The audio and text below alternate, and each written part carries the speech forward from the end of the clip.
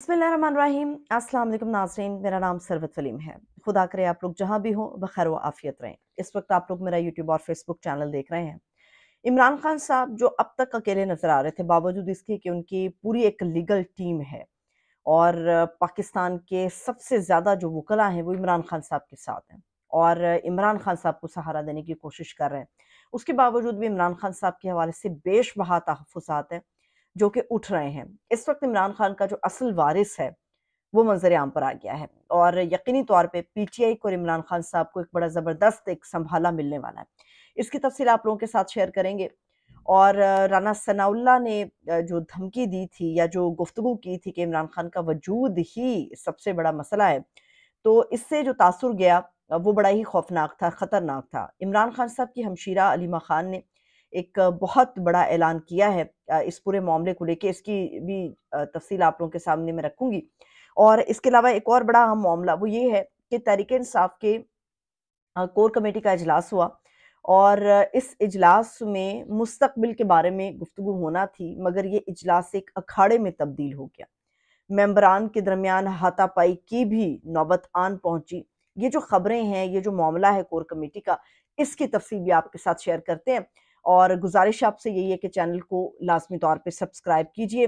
गुफ्तगू यहाँ से करते हैं, व्लॉग का आगाज़, एजेंडे का आगाज़ यहाँ से करते हैं कि इमरान खान साहब पाकिस्तान के सबसे ज़्यादा वकला के होने के बावजूद भी कानूनी जंग को बेहतर अंदाज में क्यों नहीं लड़ पा रहे? क्या इमरान खान साहब अकेले हैं? क्या इमरान खान साहब की जो मामलात हैं उनको एक साइड पे रखते हुए ये लोग खुद अपने तय फैसला करें? इसकी तफसील की तरफ बढ़ते हैं। मामला ये है कि इमरान खान साहब के वो पुराने और करीबी साथी, जो दरीना साथी थे, वो इमरान खान साहब की सोच से लेके पार्टी पॉलिसी तक, अवाम को मुतहर्रिक करने तक, इन सारे मामलात को बड़े अच्छे अंदाज से हैंडल करते थे। इस वक्त इमरान खान साहब के पास पूरे पाकिस्तान में बेशबहा ऐसे लॉयर्स हैं जो इमरान खान साहब के लिए खड़े हैं, उनके लिए लड़ रहे हैं, उनकी लीगल एक जंग है, एक कानूनी जंग है जिसको लड़ रहे हैं। उसके बावजूद भी अवाम के दरमियान जो एक तासुर जा रहा है कि ये लोग आपस के इख्तलाफात का इतना शिकार है कि इमरान खान साहब को ये समझ नहीं पा रहे। इमरान खान साहब और पूरे पाकिस्तान के अंदर जो मसाइल बड़ी तेज़ी से उभर रहे हैं, ये उनके ऊपर आवाज़ नहीं उठा पा रहे, बल्कि आपस के इनके इख्तलाफात हैं जो हर गुज़रते दिन के साथ बढ़ते चले जा रहे हैं। इस पूरे मामले के अंदर Sher Afzal Khan Marwat versus the whole PTI, पूरी पीटीआई बामुकाबला शेर अफजल खान मरवत इस वक्त चल रहा है। और कोर कमेटी का इजलास जो चंद घंटे पहले हुआ, उस इजलास के अंदर पीटीआई की मुस्तकबिल की पॉलिसी को तय करना था।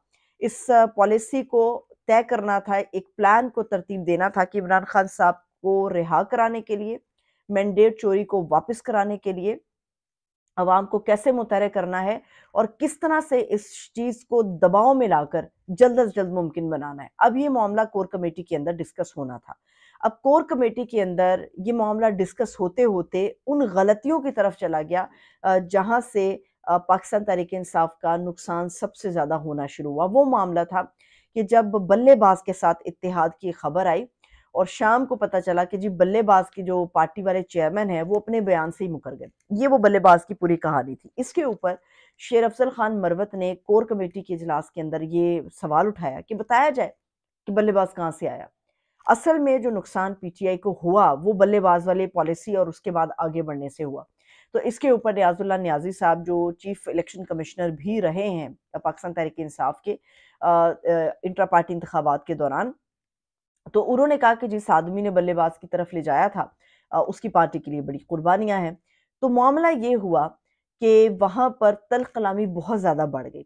अब मरवत साहब ने कहा जो यकीनी तौर पे उनका क्रेडिट है भी कि उन्होंने मोबिलाइज़ किया, उन्होंने अवाम को जगाया, उन्होंने पीटीआई के वोट बैंक को बढ़ाया और जो लोग मायूस हो चुके थे उनको घरों से वापस निकाल के वोट कास्ट करने के लिए शेर अफजल खान मरवत ने कायल किया। इस बात में कोई शुबा नहीं है।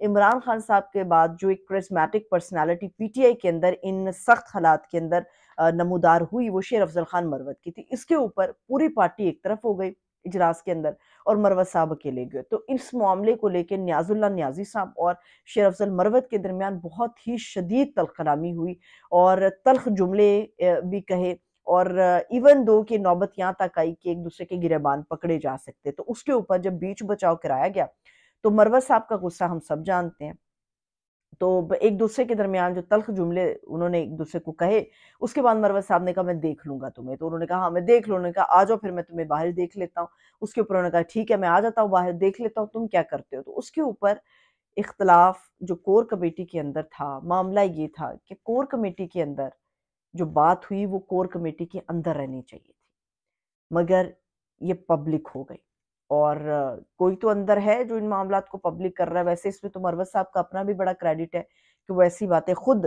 کیمرے کے سامنے لے کر آ جاتے ہیں۔ یہ بات پبلک ہو گئی، عوام مایوس ہوئی، اور پی ٹی آئی کا جو نقصان پہلے بہت زیادہ ہو گیا مزید نقصان ہونے کا احتمال بھی پیدا ہو گیا۔ اب ایسے میں عمران خان صاحب کے جو اصل بیٹے ہیں وہ تو پاکستان میں موجود نہیں ہیں، نہ وہ پاکستانی سیاست میں کوئی دلچسپی رکھتے ہیں، نہ پاکستان کی سیاست میں آنے کا کوئی اپنا ارادہ رکھتے ہیں، تو ایسے میں عمران خان کو اپنے ان دیرینہ ساتھیوں کی تلاش تھی جو فوری طور پہ آتے اور اس ڈوبتی ہوئی نیا کو سنبھالنے کی کوشش کرتے۔ جو بہت بڑا نام ہے وہ مراد سعید کا ہے۔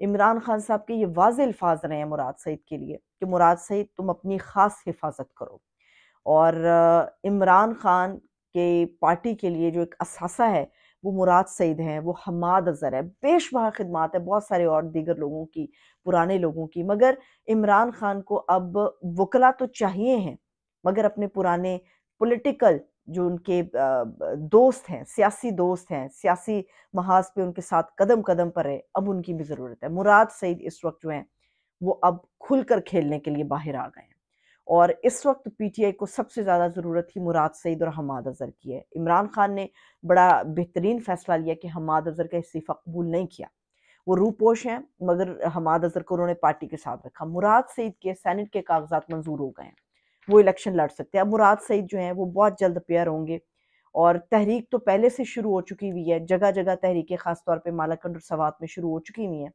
اور اس وقت مراد سعید ہیں جو اس کیپٹن کا رول پلے کریں گے جو عمران خان صاحب کی یا پی ٹی آئی کے سیاسی جہاز کو ڈوبنے سے بچا سکتا ہے۔